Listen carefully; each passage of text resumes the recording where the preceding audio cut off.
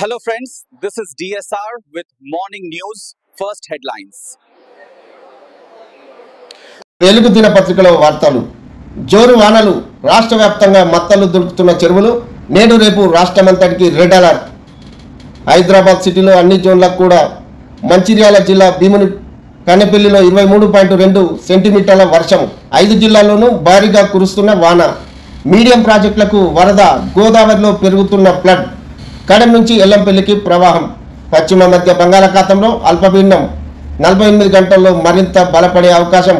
మరో 5 రోజుల నుంచి భారీ నుంచి అతి భారీ వర్షాలు పడే ఛాన్స్. వర్షాలపై హై అలర్ట్.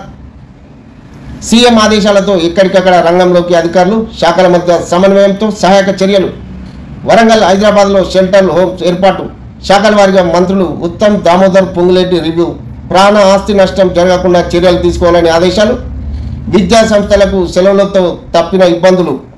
రోడ్లను వరదలు ముంచెత్తే చోట పోలీసుల మోహరింపు. బారికేడ్ల ఏర్పాటు చేసి రాకపోకలు నియంత్రించడంలో తప్పిన ప్రాణ నష్టం.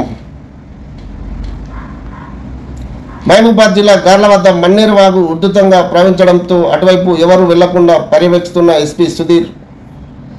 కరీంనగర్ జిల్లా గన్నవరం వద్ద పెళ్లి కొడుకును వాగు దాటిస్తున్న బంధువులు. సూర్యాపేట జిల్లా మఠంపల్లి మండలం రఘునాథపాలెం వద్ద విద్యార్థులను కారులో ఎక్కించుకొని వాగు దాటిస్తున్న కలెక్టర్.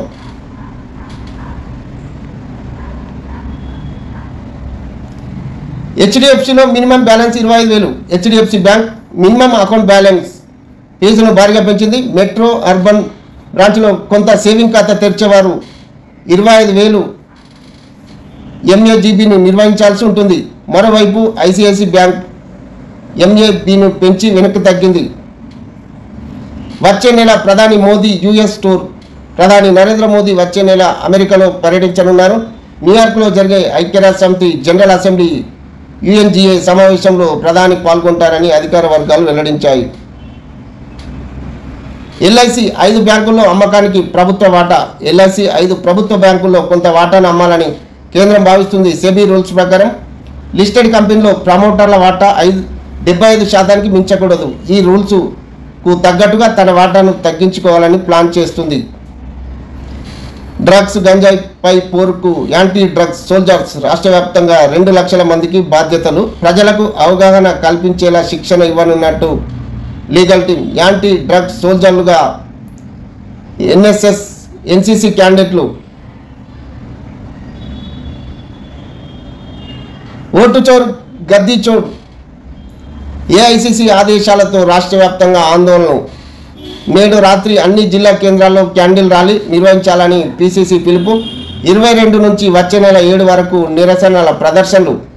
అదే నెల 15 నుంచి అక్టోబర్ 15 వరకు సంతకాల సేకరణ.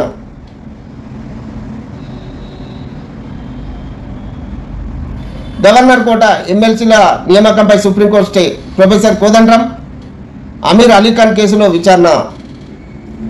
గత మధ్యంతర ఉత్తర్వులకు వ్యతిరేకంగా నియామకాలుంటే రద్దు చేస్తామని వ్యాఖ్య. సెప్టెంబర్ 15కు విచారణ వాయిదా.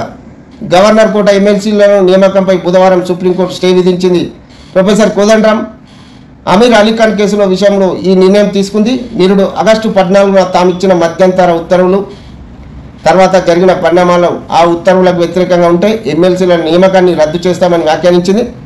అయితే ఏది ఏమైనా తుది ఉత్తర్వులకు లోబడి ఉంటుందని స్పష్టం చేసింది. విచారణ సెప్టెంబర్ 17కు వాయిదా వేసింది. పర్యాటకుల భద్రతకు టూరిస్టు పోలీస్.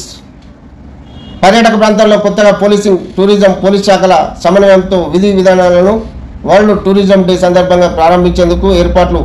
డీజీపీ, టూరిజం శాఖ స్పెషల్ సిఎస్ భేటీ. యూరియా కోట ఈ నెలలో కేంద్రం కోత ఇస్తామని చెప్పింది 1.70 లక్షల టన్నులు, పంపింది 1.13 లక్షల టన్నులే. ఏప్రిల్ నుంచి జూలై వరకు 32% కట్. కేంద్రం తీరుపై మంత్రి తుమ్మల నాగేశ్వరరావు ఆగ్రహం. అసైన్ భూములకు ఎంజాయ్మెంట్ సర్వే.